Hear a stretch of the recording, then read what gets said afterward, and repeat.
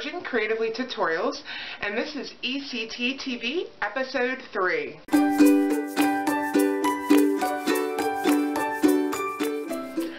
On today's episode, I'm going to teach you just a little bit about color, and we're going to make a double bracelet. So grab your beads, and I'll see you back here. Today we're going to talk a little bit about color.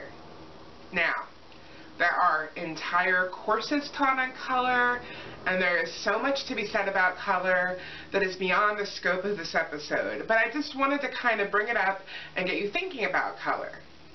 So there are a few things to think about color, and they are kind of color trends, the color wheel, and then of course just your personal choice.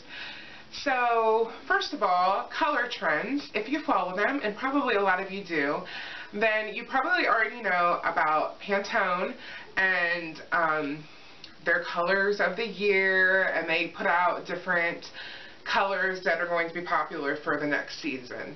So I'm not going to get into that, but you feel free to go look at their website. And if you come to KimberlyKoehler.com and look at the post that goes with this video, then I'll put a link there so you can go right there and check it out. The second thing I want to talk about is the color wheel. This is my color wheel. This is just a small one. And a color wheel is great for determining colors. Now, this one I kind of got when I started painting because it tells you what to add to make certain colors. But it's also great for figuring out, if you're not quite sure, what colors go together, what are complementary colors, what are, you know, different types of colors that would look nice together. And on the back of my color wheel, it gives all kinds of descriptions, and like I said, there's entire classes about just this. So for our purposes, I'm just going to tell you a couple little things. Basically, colors that are next to each other on the color wheel will go together. If you're looking for a more maybe interesting or striking color combination, you go across.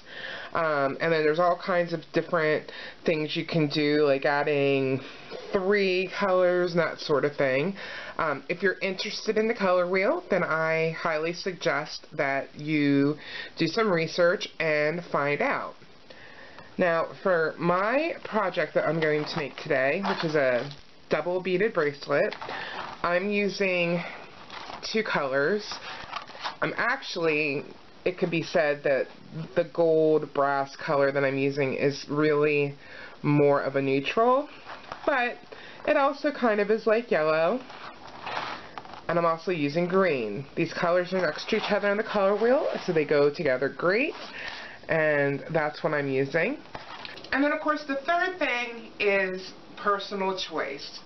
So basically, you can throw the trends out the window, you can throw the color wheel out the window. Just go with your gut and decide for yourself what you like. This takes some practice, because sometimes you're going to make things that look horrible together, but then again, maybe you'll like it even if other people don't. So just go with your gut and make your color choices and see what you come up with. Next is our tutorial for the week, and we're going to make a double beaded bracelet. If you watched last week's episode, we made an intuitive necklace, which was stringing, so you already have some of the skills you need for the double beaded bracelet, and we're just going to kind of expand upon them. So pick out 2 strands of beads. You can use the color wheel, you can use color trends, or you can just go with your gut and find 2 colors that you want to use together. And I'll see you at my work table.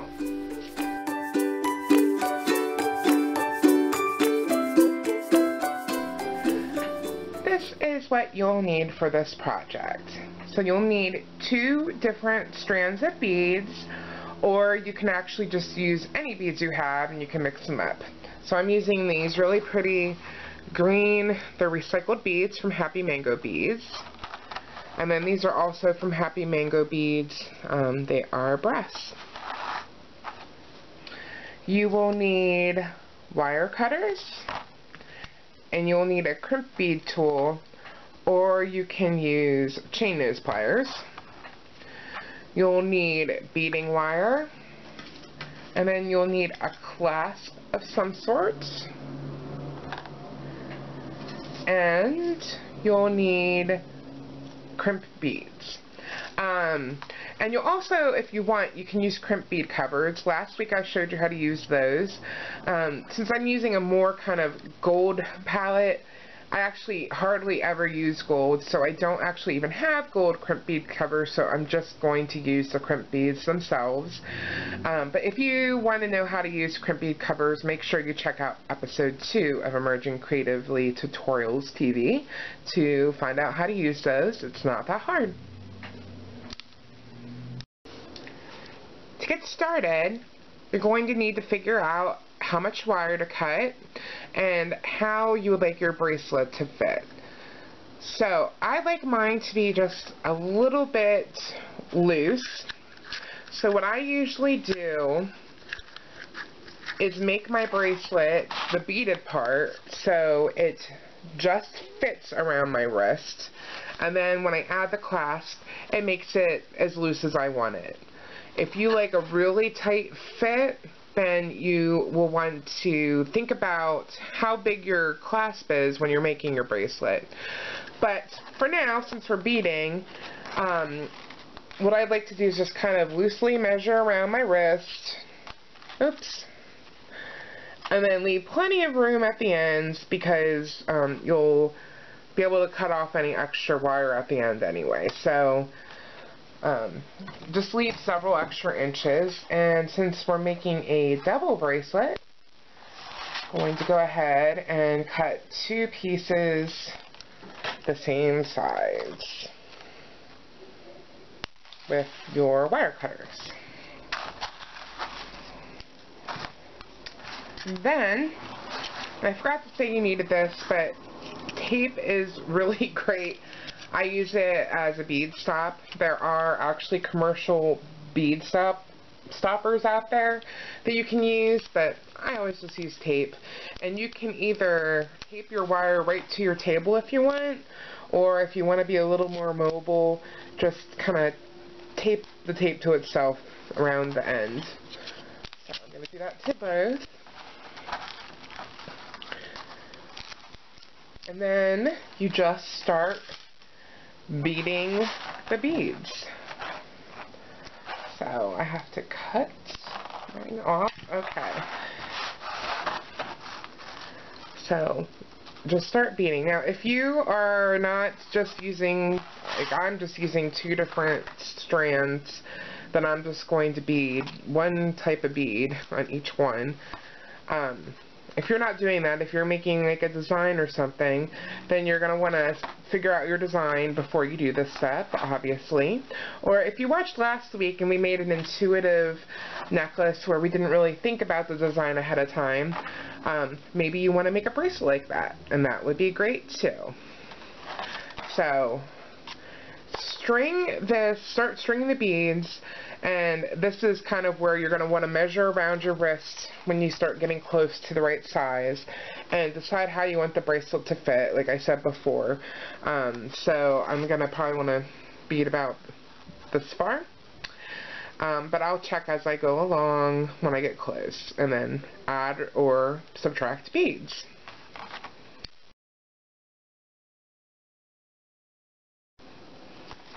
Alright, so I have 1 strand beaded, and now I'm going to work on my next strand.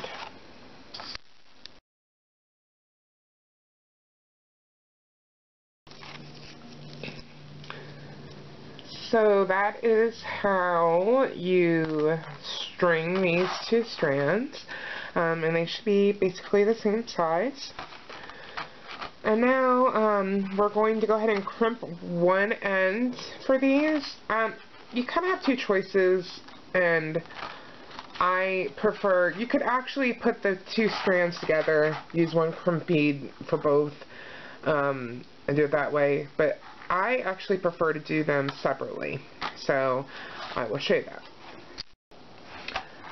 Alright, so I'm going to show you how to complete the bracelet. I am going to be using a bead link along with a lobster clasp for my closure on my bracelet.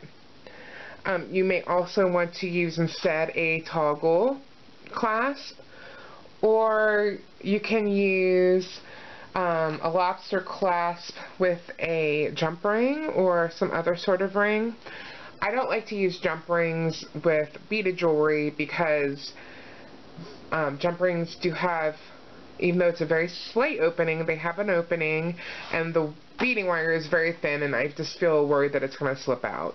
But there are soldered jump rings that are completely closed, which would be fine, or this is another sort of ring that would work great.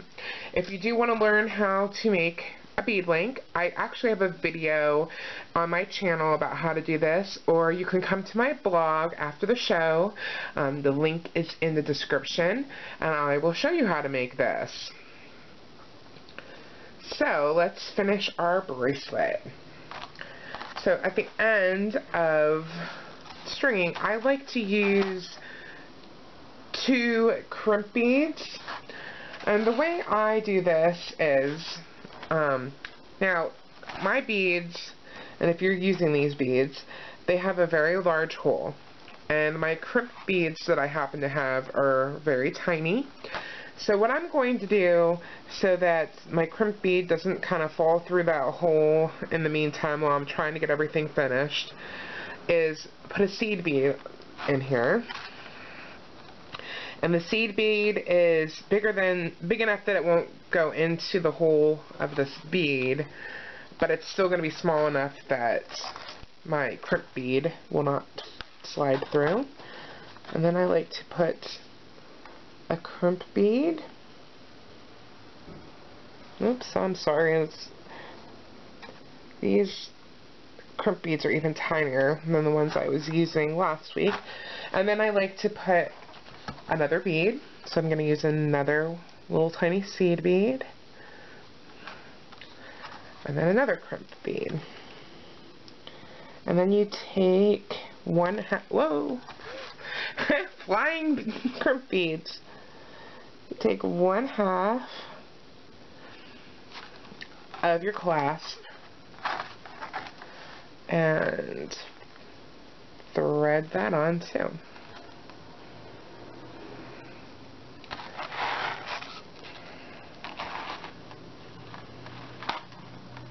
And as you can see, I cut like way too much beading wire, and so you don't have to cut as much as I did, but it's okay. I like to have a lot of wire to work with.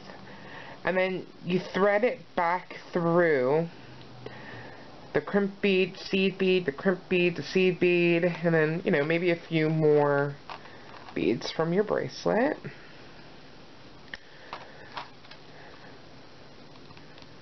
And pull that relatively tight. You don't want it to be too tight.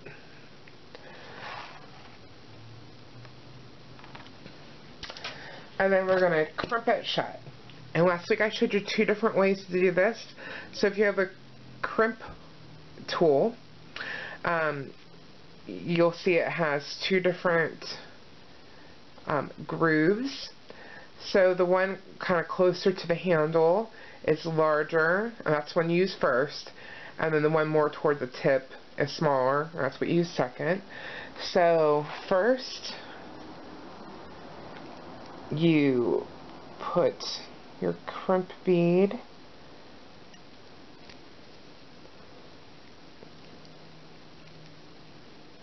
into the larger one, close it, and it smushes closed your bead, your crimp bead, and it kind of also makes a little fold in the middle, and then you put it in the other side and you close it.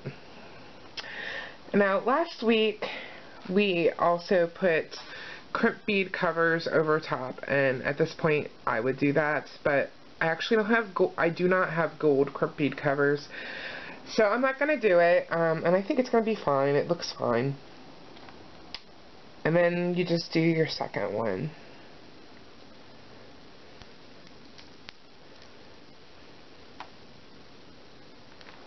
Okay. And then I like to give everything a tug, make sure everything is secure. Sometimes you think you have your crimp beads closed and they're not. And then you can pull everything tight. And to be honest with you, you can trim your wire hair, but I usually just wait and do that all at the end.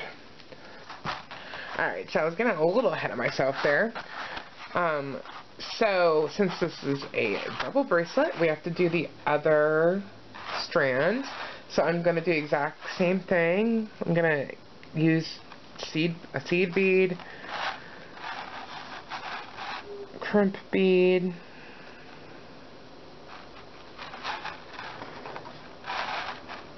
seed bead, and a crimp bead.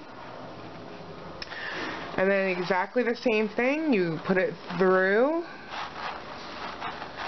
and you fold it. You kind of fold it and you string it back through the crimp bead, the seed bead, the crimp bead, the seed bead, and then a couple more of the beads from your strands. And you close your crimp beads.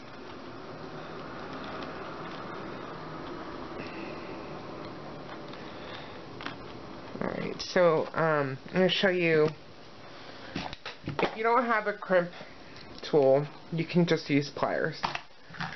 In fact, I used to use only pliers because I couldn't figure out my crimp tool, and then I found out I just had a crappy crimp tool, and that's why it didn't work. But to use pliers, you're just regular old chain nose pliers. You just kind of grab the crimp bead, smush it down, and then you take your pliers. I know this isn't coming out very clear on the video, but I showed this on my blog on episode 2, how to do this, and the pictures are pretty clear for crimping. Halfway across this crimp bead, I have the nose of these pliers, and then I'm gonna put it down on my work table and fold it in half. So I just took my pliers, held it down, and folded it in half. And then now, I'm just going to take my pliers and smush it in half. So it's really just like using the crimp tool, but kind of using pliers instead. Alright, so all my crimp beads are closed on this side, and I'm just going to double check the fit. And like I said, I kind of like my bracelets a little loose, so I think this is going to be good. Alright, so now I'm just going to, instead of, you can do this 2 ways. If you just want, you can do just a bracelet that the strands are right next to each other, but I'm going to twist mine. So you just twist the strands together. Like, all I'm doing is twisting.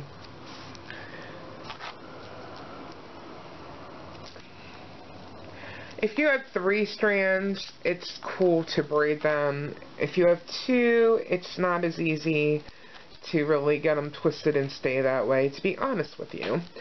But that's kind of what you do. And then you can also twist it when you put it on. And so then, after you twist it, double check again. Alright, to make sure it fits. Make sure all your beads are pushed up, though, when you do it.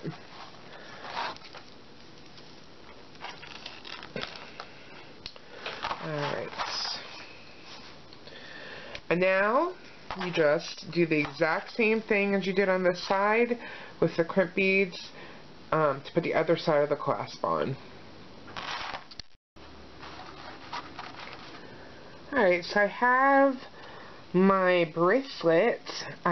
Each strand has 2 crimp beads on each side, and as you can see, I still have the wire to trim off. So like I said, I like to just kind of give everything a final pull, make sure nothing is slipping or falling apart, and then you just go in here and cut your excess cord as closely as possible to the last bead that you strung it through.